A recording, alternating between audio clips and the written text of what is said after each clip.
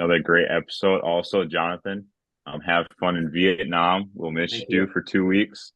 Yes. So we'll miss you. And with that, another great episode to Speak Now. 2 weeks later.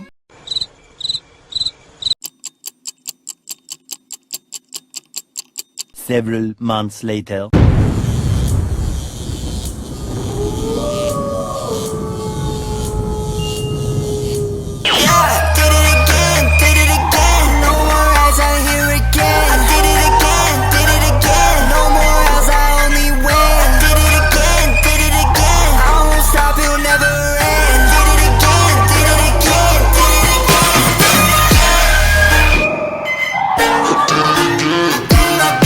All right, welcome back, everybody, to another episode of Speak Now. It has been quite some time. I was not in Vietnam for 6 months.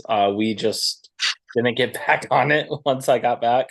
But we're back, and I think hopefully we're back for good, get back into that flow. We figured, now's a good time to jump back into it. It's basically the middle of baseball season, a little bit towards the last half of baseball season, and we're starting to get into the NFL season, which these two are bread and butter, so we love to talk about them. Trade deadline, that's some big stuff, going on this time of year. Teams vying for the postseason. Some teams hoping to start their rebuilding process, and don't have as much to talk about as I would have liked for this deadline. But I don't know. What are your thoughts on it, Eli? Um, I don't know. I saw a deadline where I really liked what some teams did, and I really hated what some teams did. And specifically talking about contenders. Like I really hated what the Orioles did specifically. I think that's the big one that I got out of everything when looking at it. I just don't, for them, I look at what like the Yankees did and what even the Rays did selling wise and how they did. And I just think the Orioles didn't get any better, but yet they gave up some top tier prospects for so, Tyler Rogers, I believe. Um, and as a guy who hasn't had he's had a over a 4.50 ERA the last 2 years. They gave up two higher end prospects. Well, they didn't value I don't remember. I have the second baseman's flying by my head right now on what his name is. But like, and then they took on Eloy Jimenez's contract, which was also super puzzling to me. Just because I didn't really think that was necessary to take on his contract, and they really not that Eloy Jimenez is really a valuable asset at this point in his career compared to when he was a more of a prospect for the White Sox. Um, but I think the Orioles was a big one. I just think contenders like as well as the Dodgers. I think this was a big selling deadline where I think a lot of teams overpaid for mediocre prospects. We didn't see many big names move, but we saw teams overpaying for a lot of smaller name prospects. That's what I saw personally. Yeah, no, I'd agree with that. I think some of the teams were maybe a little bit of a surprise, specifically like the Mariners, the Cardinals. They kind of both bolstered, kind of made some nice moves. The Cardinals got the starter from the White Sox, Fred, if I'm saying his name right, Eric Fred, and then Tommy Pham, who I believe used to play for them.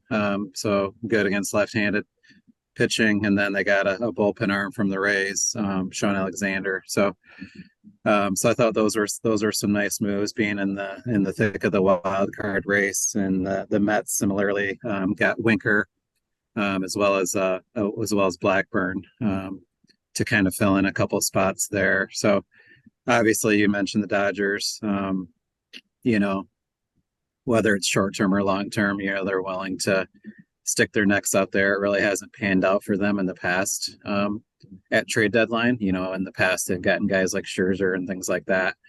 And this year, obviously, Flaherty. I know Flaherty was a move last year at the trade deadline, and he kind of fizzled out. So just with, I know he's taken cortisone shots multiple times this year, and there was some concern on medical. That's why the Tigers were only able to get, I think, the depends on which list you look at, but a top 10 prospect in the Dodgers system and a top 20 and Lorenzo and the other names escaping me, Sweeney.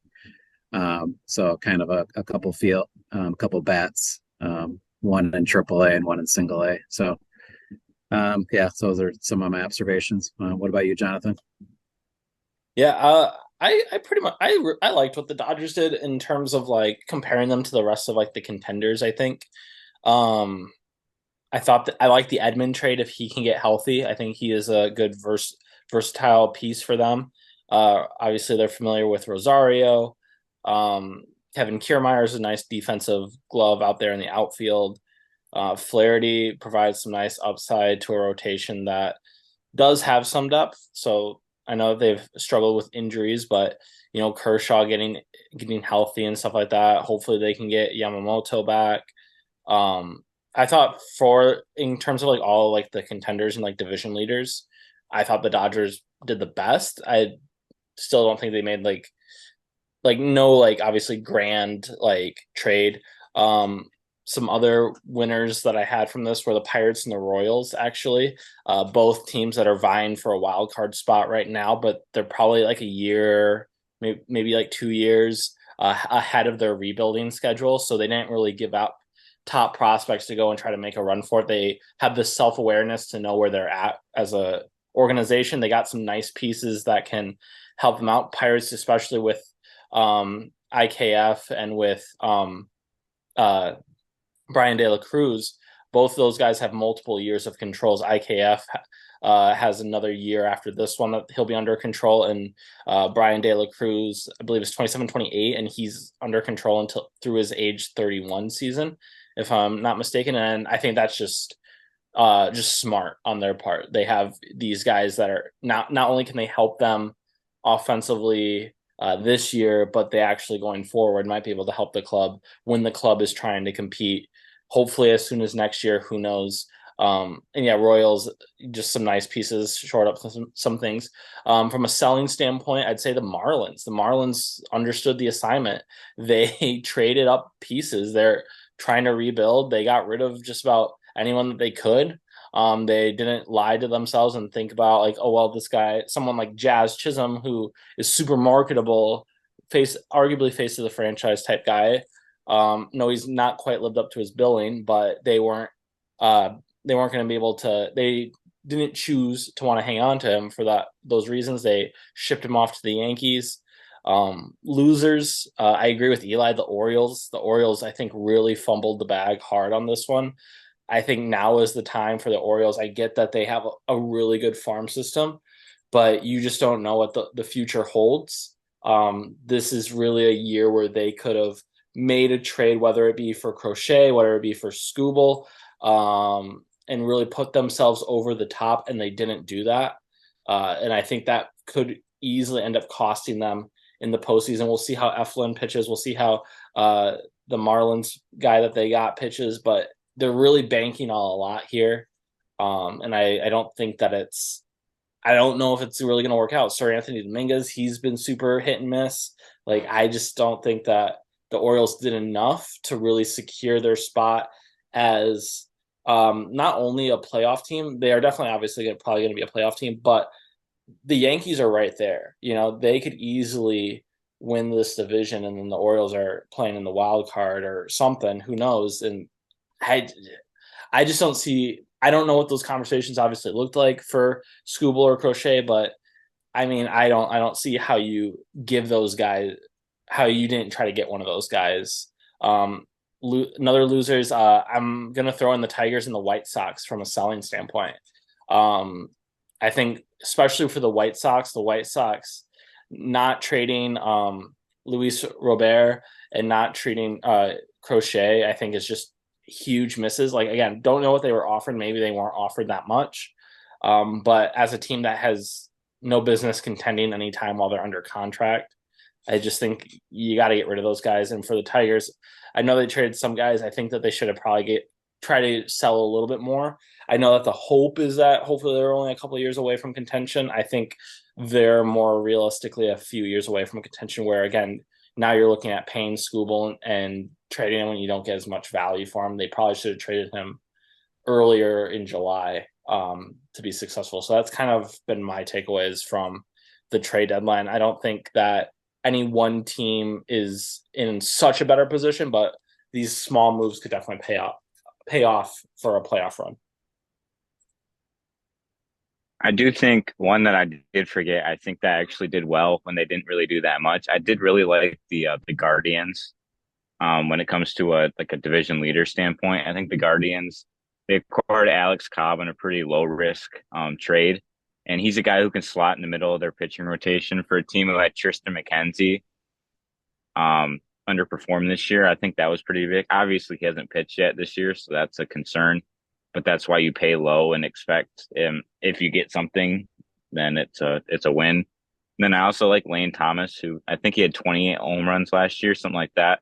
And he's batting, I think it's like 350 against left-handed pitching. And a team who has a lot of left-handed hitters. I did really like that as well. I think the Guardians, the one thing they need is probably like another bat or two. I think he'll help them just because Jose Ramirez can't do it all by himself. So I did really like that. And then I have to mention it. I do think when it comes to a win-win trade, I really liked the fact that the Cubs, even though they're last in their division, that they acquired Isaac Paredes, who I think has 3 years left of team control. It might be only 2, but he's an all-star. So people will wonder, why do the Cubs give stuff like, I think they give up Morel and then 1 or 2 prospects. But you're getting a guy, like, realistically, the Cubs in 2 to 3 years, hopefully will perform. So the fact that they acquired Paredes, I think people are underestimating how he's a younger prospect. So that can really help them. So I think people are just like, I think it's less, people need to think about sellers and buyers less sometimes in the deadline, and rather how it can affect the team in the long run. Because I don't think we see long run trades in the MLB a ton, but I think that was a really effective trade. Yeah, the other one I would throw in there that I forgot to mention was they're actually leading their division as well, which is a surprise, would be the Mariners. They picked up a Rosarina and Justin Turner. So I know they got Julio Rodriguez is out right now, so he'll be coming back. So it kind of helps. Honestly, their lineup's kind of weak from what I kind of looked at. So you throw in, Rosarina, 2020, 2030 guy in the past, and then obviously Turner's quite a bit older, but, just the experience from his time with the Dodgers, and still is a really good bat. I think he's still batting 250, 260. So, which these days is a lot better than it used to be. So pretty solid. So I think, they're looking to make that run, and, their record's not great, but, to try to fight off Houston, they kind of need to kind of go for it. So I don't think they sold too much to get those 2 guys, but I think that was a definite plus and shows that they're going for it, at least for their fan base. Yeah, hopefully that the Mariners did enough, because I know I saw like a graphic on MLB Network where they're like ranked like dead last in offense. But yeah, I think that would be good for the organization. At least they're showing that they're trying, right? Like they're not just standing pat. I want to circle back around and give the Pirates their flowers a little bit more. One, just being a fan, I'm a little biased, but I also can remember 2018 where the Pirates, thought that they probably really weren't in it, and they're like, oh, let's try a deadline move, and they trade Austin Meadows, Glasnow, Shane Baz, I think too, to the Rays for Chris Archer, and just gave up just a haul of top prospects, guys that have like went on since to make all-star teams and stuff like that, just for Chris Archer, who like did not pan out. So I'm really glad that the Pirates this time around did not do that. They learned from their mistakes. Obviously, they're under a different general manager now and all that stuff, but it's nice to see that they're not out here trading like these top guys just because they think, oh, let's just go try to win it this year. When no, we still have next year where guys are going to develop. You're going to have schemes that'll have a whole nother year of MLB service, MLB experience, and that's scary to think what that rotation will look like next year. I think next year is a year where if you're a team like the Pirates, you go for it. Whereas going back to my earlier point, I feel like the Orioles now would have been a really nice time to go for it. Hopefully next year they do something in the offseason or something. Or who knows, maybe they win the World Series, but yeah. Right. Anybody have any more stuff on the MLB trade deadline? Overall, I think it was there was a lot of trades, but not a lot of, impact trades. One could say just a lot of smaller roster filler trades, more rather. Yeah, I would agree. A lot of bullpen arms, things like that, bats to kind of fill in the order. Biggest name was Flaherty, no Scooble, no Crochet, kind of like we talked about. All right. Then with that, we will transition to the sport that's really coming into season. I believe 5 weeks until week one. That'd be the NFL. And the topic that we have is especially it's big with the NFL top 100 players list coming out right now. We have a top 10 QBs list. We all curated up by ourselves top 10 QBs list, and by chatting, it sounds like it may be slightly maybe kind of different. Some of ours may be. So that'll be interesting. So how do we want to do this? Do we want to go one person names their list, or do we want to go number by number? Number by number. So we start with number 10 and go around. I'd say. Gotcha. Awesome. All right. Anyone in specific want to start with the number 10, or do you want me to start it off? Go for it. All right. Well, this is a guy that I used to love a lot. I put at number 10. I've been seeing him ranked a lot higher, at least on like the talk shows. But I actually ranked Matthew Stafford at number 10. I've seen a lot of people ranking him the number one QB in the NFC, and personally, I don't really agree with that. I still think he's very good. Nice comeback season last year with the Rams. I think that was he had a fantastic year and a great game against the Lions in the playoffs. But ultimately, I do think at this point in his career, I don't think he cracks anything better than 10. All right, my number 10. Don't care for the team, but I got to respect what was done in the last 10 games. Some of the top numbers in the NFC. I'm going to go with Jordan Love. Just got a $55 million a year contract. The reason I'm going to go with him is because basically his predecessor, who gets a lot of press, goes in darkness retreats, whatever he does, kind of all the bluster of Aaron Rodgers is gone. And, what did they do? They turn around and improve their record, and they go to Dallas and win a playoff game. So I got to give Jordan Love his flowers and put him at number 10. I know a lot of people are probably putting him higher in their lists, but there's just not enough data for me to put him higher than that. But I feel like that has given him some respect to put him at 10. Yeah, my number 10, I feel like for me, 8 to 10 were kind of interchangeable. For your guys' picks, I wanted to include both of them. They kind of are like just the outside, so probably 11 and 12 for me. My number 10 is more so based off of what this quarterback has done in the past. Didn't really get a chance last year to show where like a more appropriate ranking would be, but I do think with the team that he has that they could be very dangerous this year. And I know Steve's gonna hate this, Eli's gonna hate this. I have Aaron Rodgers as number 10. I know his last year with the Packers wasn't the greatest.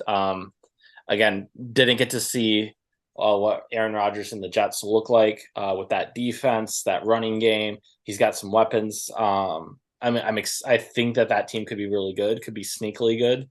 And so just mostly based off of what he's done in the past, Aaron Rodgers is my number 10. I don't mind that. I think it's hard to put him.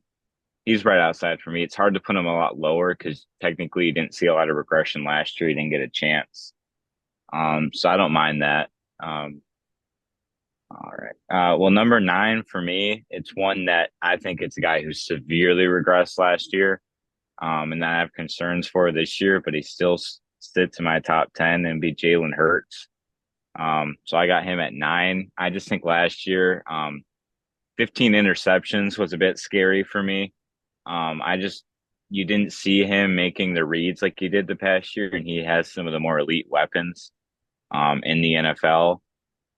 So I think we'll see. I think with Saquon, that could take the load off of him having to rush a lot. Because you did see him, it could have been wear and tear. But you saw the Eagles offense look pretty bad at the end of the year. They started undefeated for the first like 7 weeks, I think it was.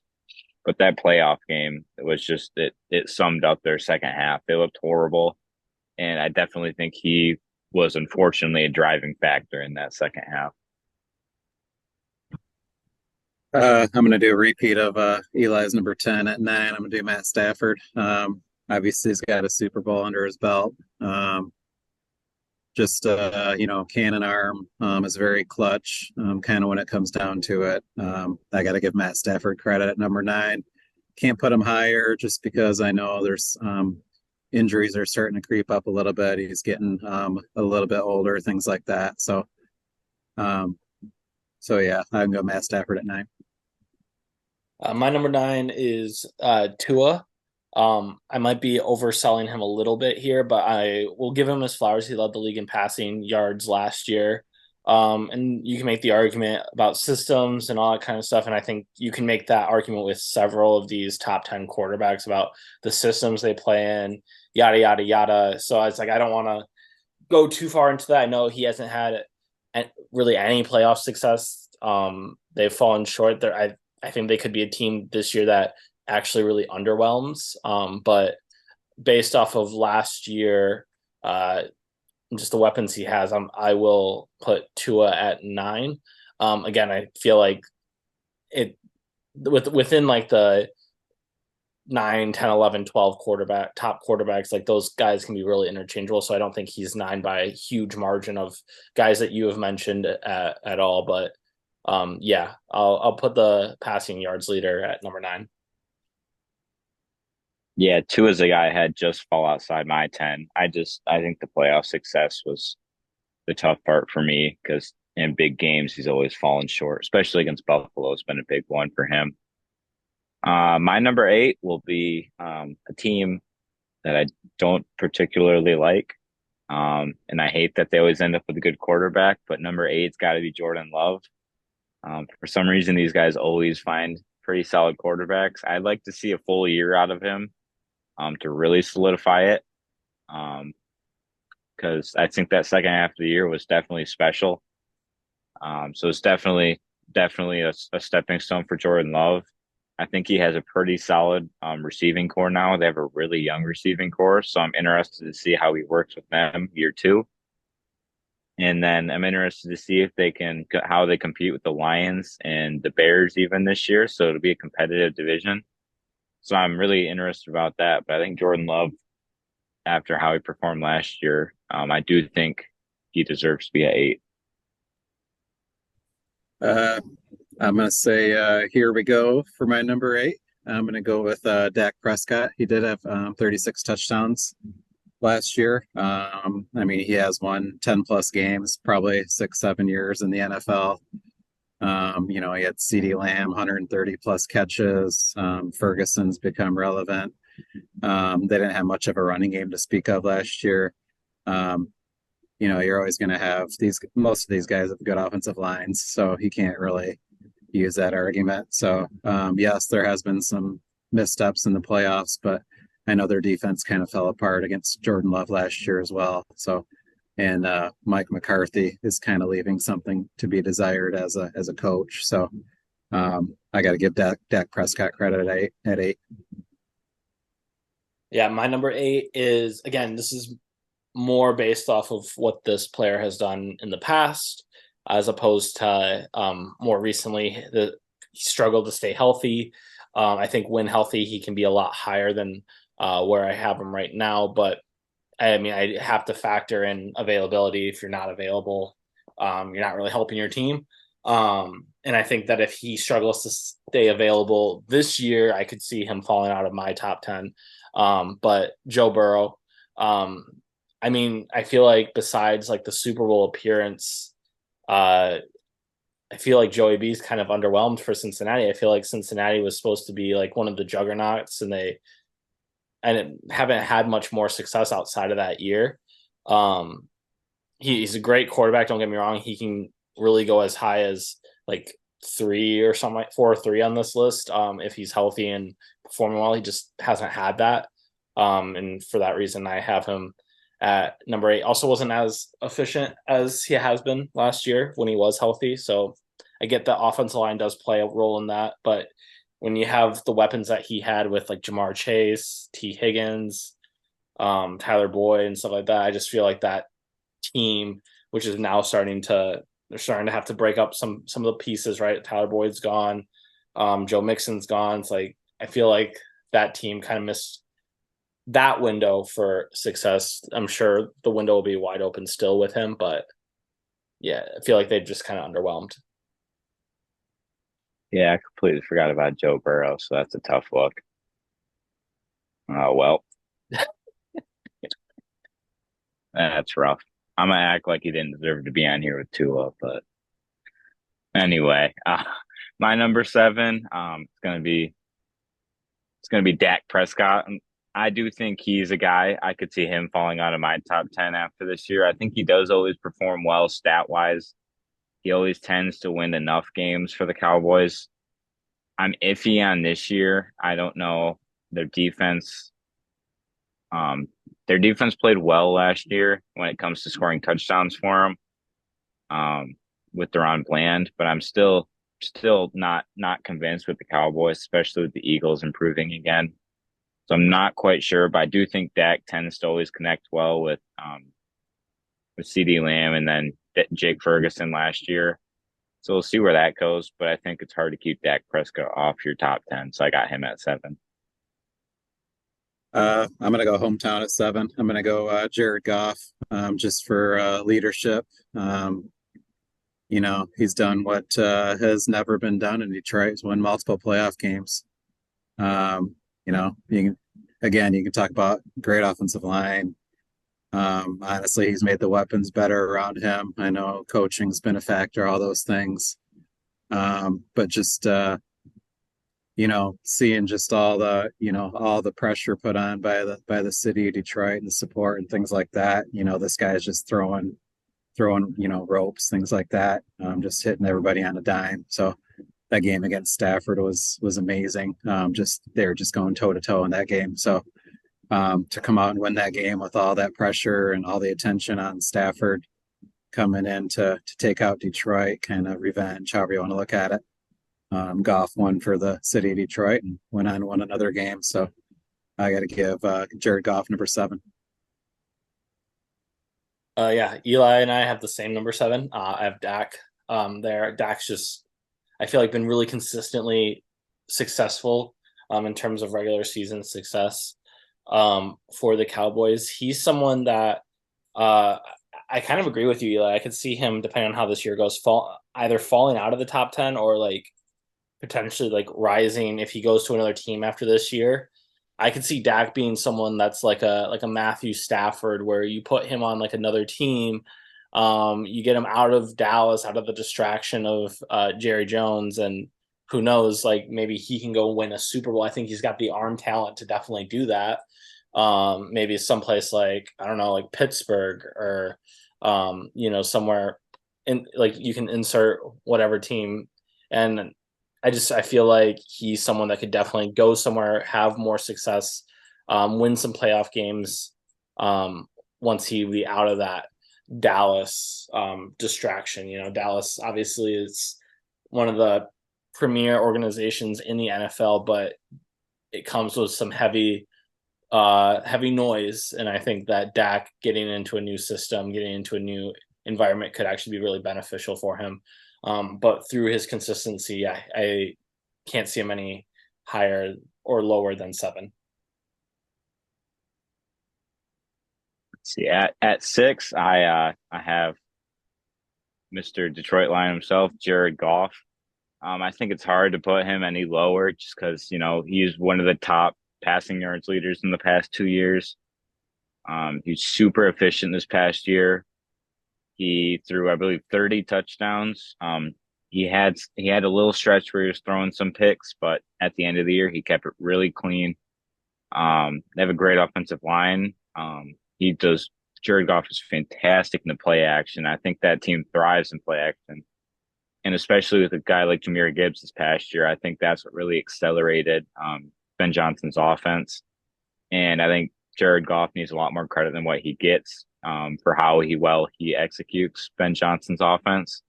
I find it hard to believe they won't win. I have to think they'll win at least 11 games this year, and I think Jared Goff will be the driving factor in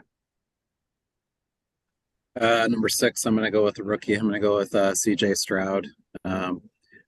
It was from a previous Speak Now episode. I did have them as a up and coming team last year, and they definitely delivered. They're kind of like the model of the last few years. They built it through the draft. Guys like Tank Dell, Will Anderson, Nico Collins has developed. They went on to add Stephon Diggs, kind of retooled their running back room.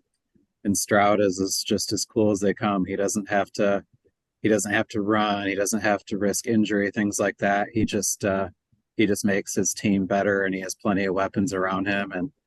And frankly, he's in a division where he can succeed and put up those stats. So, he's not in the Steelers and Ravens division, or, he's not in the NFC East, or, some division like that where, there's all these defenses coming at him. So it's just another reason why he's going to put up numbers, do well. And I think the Texans, although I would say that the Colts and Jags can definitely give them a run, I think they'll continue to succeed and he'll do well. Yeah, I'm in agreement with you again, Steve. My number 6 quarterback is CJ Stroud. I think he really broke the mold for Ohio State quarterbacks going and having success in the NFL. A very accurate passer, very poised, only like 5 interceptions as a rookie, I think is wild. And I feel like in a division where it should have been Trevor Lawrence's division for 10 years, it's going to look like a dogfight for the next 10 years, if not CJ Stroud's division. I wouldn't be surprised if, again, they come in this year and win multiple playoff games. That's just his ceiling, I think, is really high for year 2. He's someone that could easily be in the top 5, maybe even the top 3 next year if he just makes those progressions. So, yeah, that's 10 through 6 for us. We'll get into our top 5 after a quick break. So we'll be right back.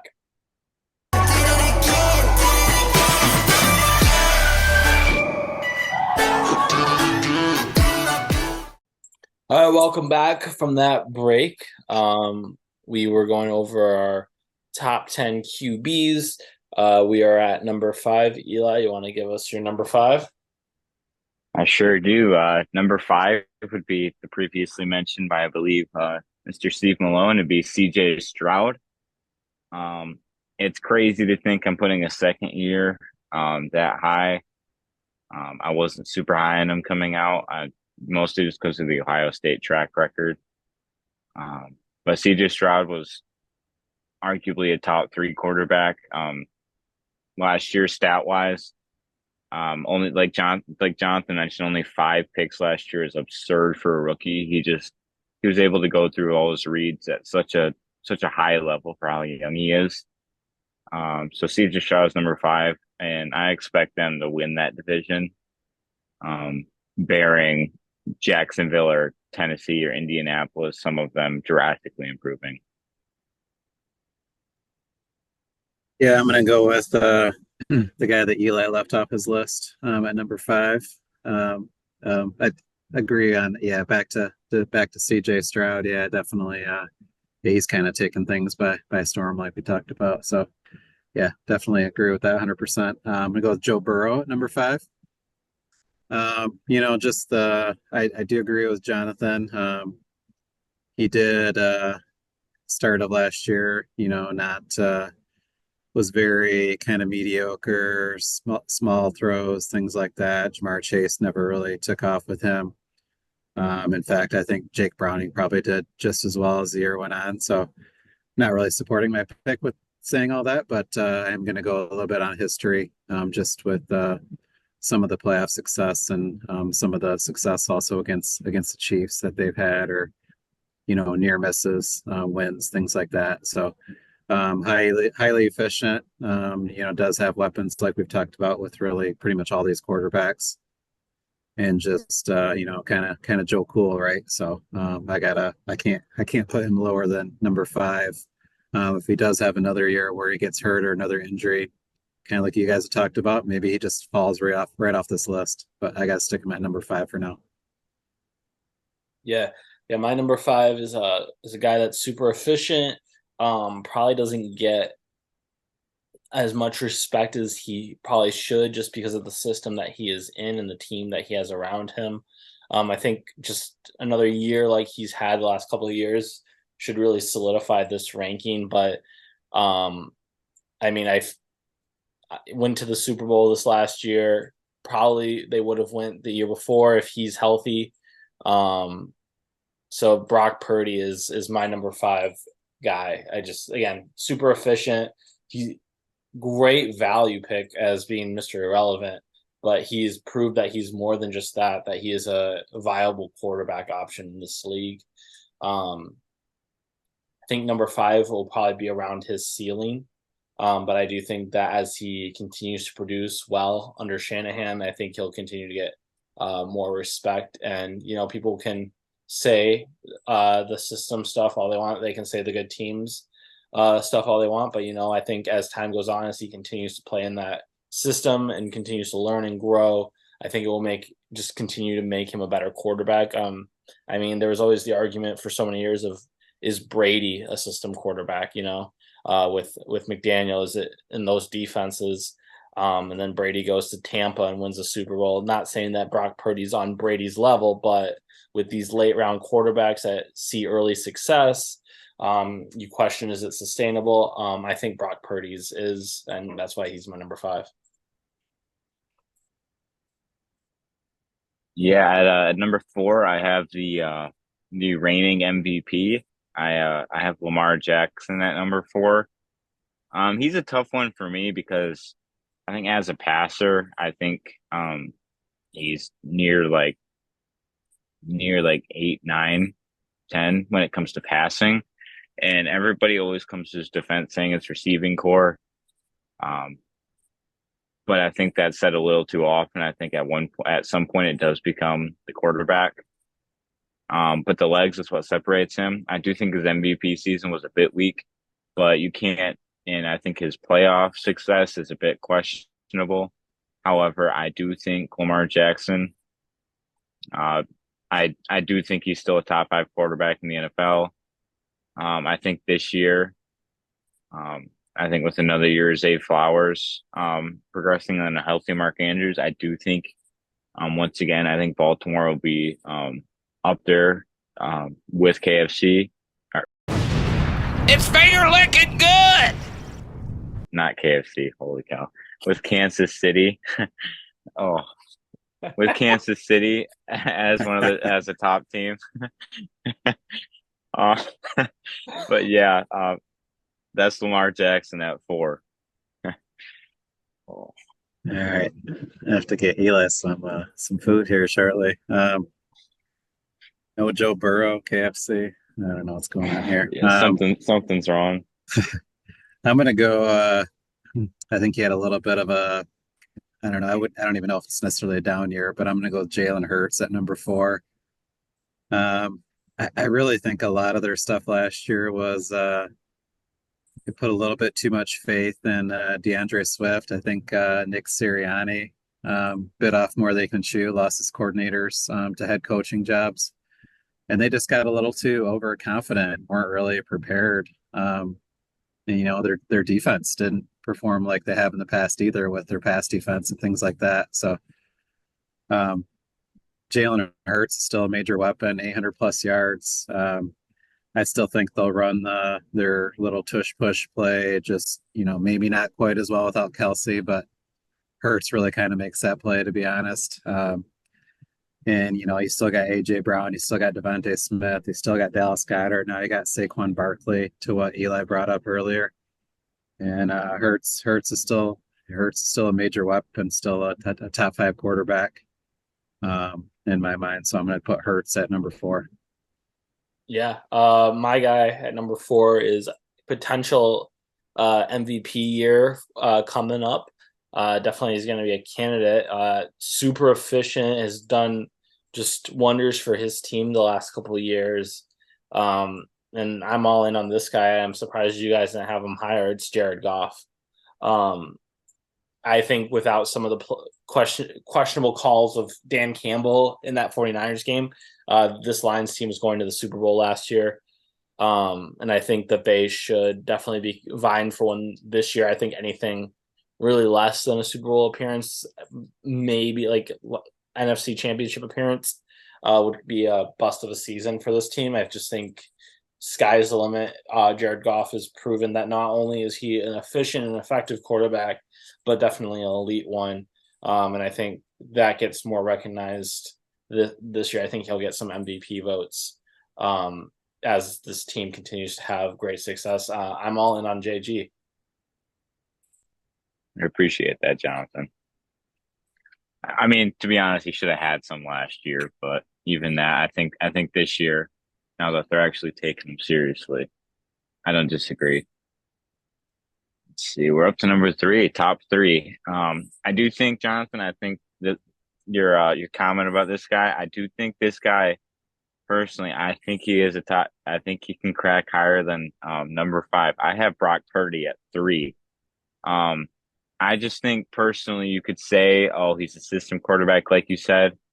And I just don't think I love the Niners. I think Brock Purdy, everybody gives all the credit Christian McCaffrey, and he is a big factor. I do think that team would be a lot worse without him. But I think Brock Purdy, for how young he is, how well he can play in that Kyle Shanahan offense, I just think he looks so poised all the time. I think he played fantastic in that Super Bowl. I think the main reason why San Fran lost was losing Dre Greenlaw to running out on the field. That was a big loss for them. I think that's what switched the game there. And Patrick Mahomes doesn't help either. But I think Brock Purdy's unbelievable, especially for how young he is.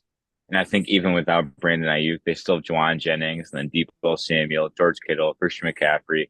They'll be just fine, honestly. If you give San Fran another first round, another second round pick, they're just going to do what they do every 5 years, and they just find a gem. And Ricky Pearsall could end up just replacing Brandon Ayuk. Who knows what they'll do with that? But I think Brock Purdy, right along with Christian McCaffrey is the reason that team is as dominant as they are.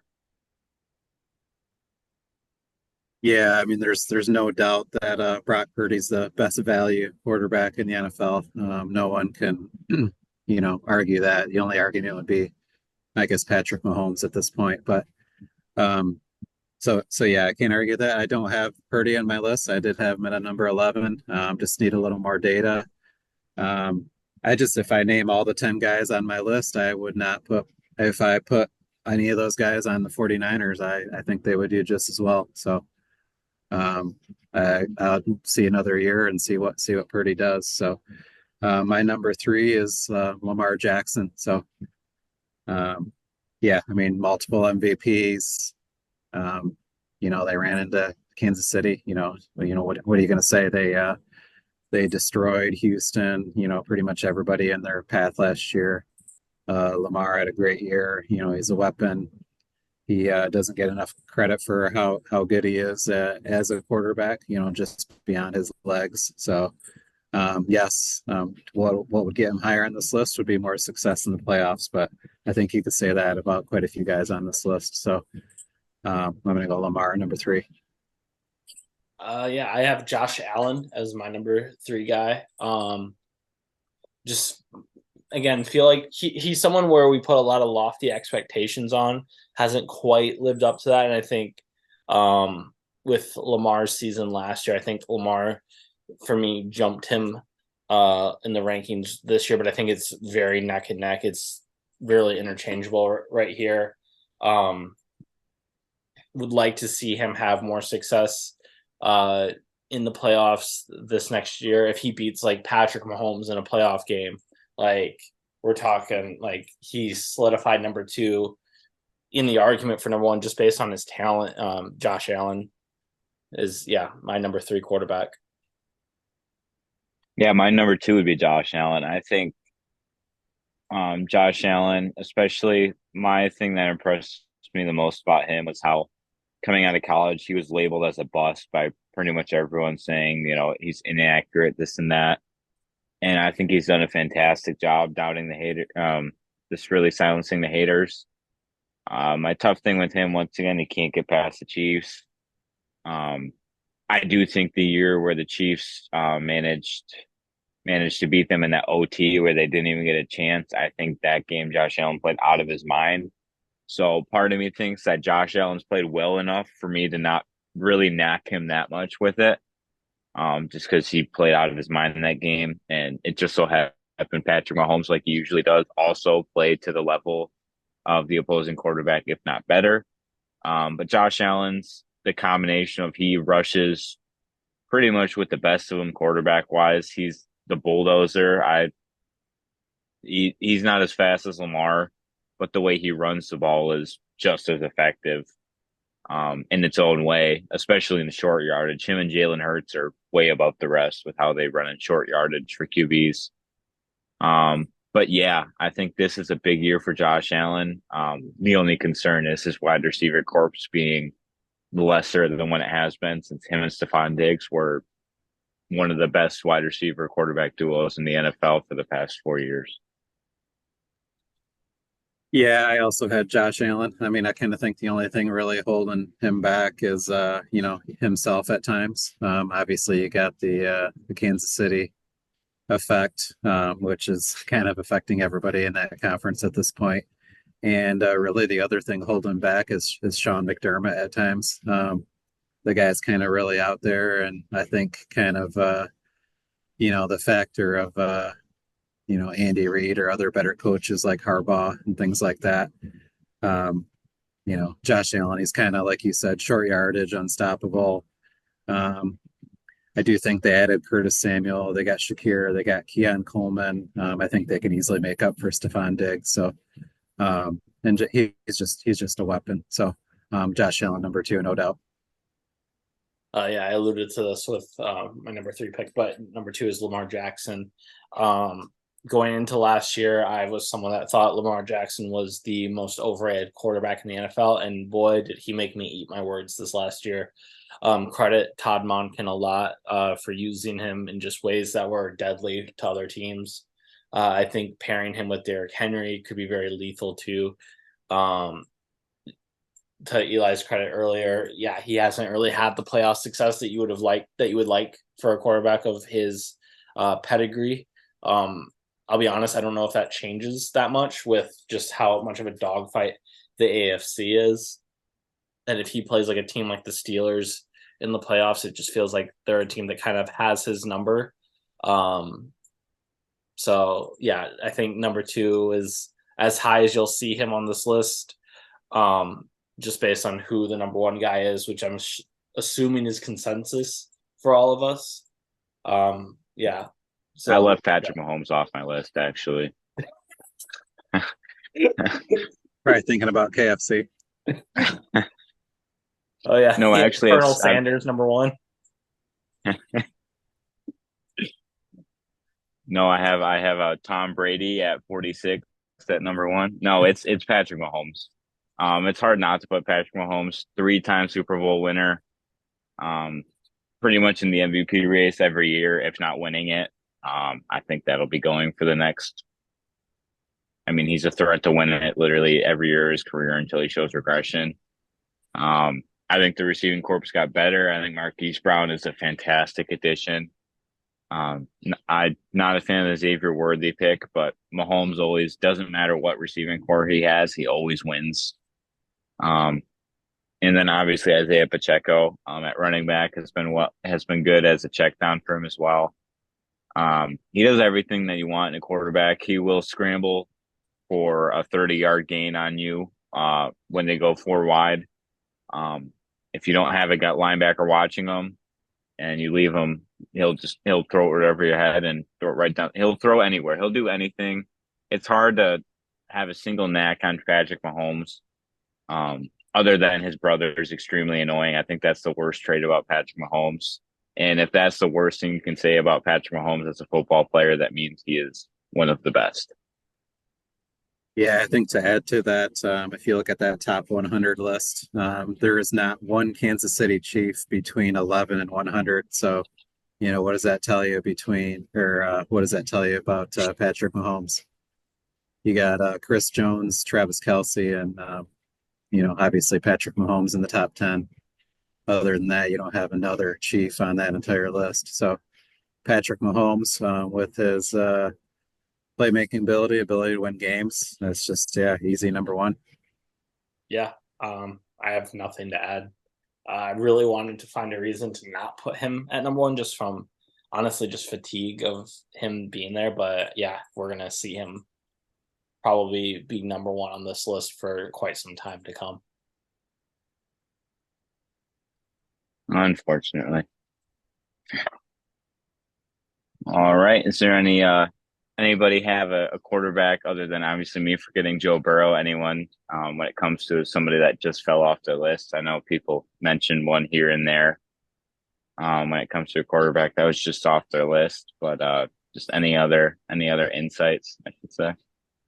Yeah, I think I'd throw in, brand new coach. I think I've mentioned a few times about coaches holding quarterbacks, maybe pushing them up or down the list. Obviously, one guy would be Justin Herbert, just with what Brandon Staley's done to him. So I think it's really hard with kind of the faltering down the stretch of so many football games, the collapse against Trevor Lawrence, maybe another guy people would have on their list, but really hard for me to put Justin Herbert in the top 10 just with his record and having to deal with Brandon Staley for, 3+ years or whatever it was. So, Justin Herbert would be my guy. And besides Purdy, that was just off my list. Yeah, when I started making this list before I really started thinking of it, just initially I put Justin Herbert in the top 4 or 5, and then I was thinking about it. I was like, why am I'm having him that highly ranked based on a couple of years ago? It doesn't make sense. I think Trevor Lawrence is a good mention there, Steve, because I feel like he's someone where we keep waiting for him to take that next step and just be out of this world, live up to his potential, and he's shown flashes, but it's not been consistent. Does adding someone like a Brian Thomas Jr. Help them next year and maybe unlock that for him? Having a healthy Travis Etienne through the year, will that help? Hopefully. He's someone that I have a lot of hope for as a quarterback, but right now it's a sad story for him is the rookie quarterback in his division leaped him by quite a bit to be in our top 5, 6. And you could see the other two quarterbacks this year potentially leaping him as well. As the tough part for him.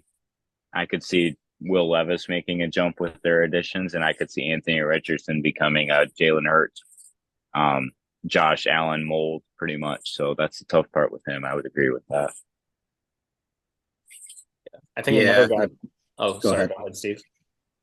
Yeah, I just we talked about some young guys. Definitely Richardson, and hate to say it, but someone like Caleb Williams could definitely have some success as well. I'm not. That's not going to be my prediction, but I could definitely see that. And Jaden Daniels definitely has some potential as well, but I'm not sure with their offensive line how well that's going to pan out. Yeah, and another guy that we could potentially see on this list next year, I wanted to throw out there, he'd be kind of an underdog to be on this, being an older guy, but is Kirk Cousins. If he can play up to the talent that is around his team, with Bijan, with Derek London, with Kyle Pitts, and just the guys that they have around them on offense, That could be a danger. That could be a very solid team. I know defensively it's a question mark. Kind of wish that they would have taken a defensive player in the draft instead of Michael Penix, but they did. But he's someone where we could be talking about him kind of similar to like a Matt Stafford, Jared Goff type, where this new team with this talent, this team around him, maybe it unlocks something for Kirk Cousins, or maybe he just stays Kirk Cousins. Yeah, I'd say with that. Any other quarterbacks? Any other final thoughts? Anybody has to get off their chest?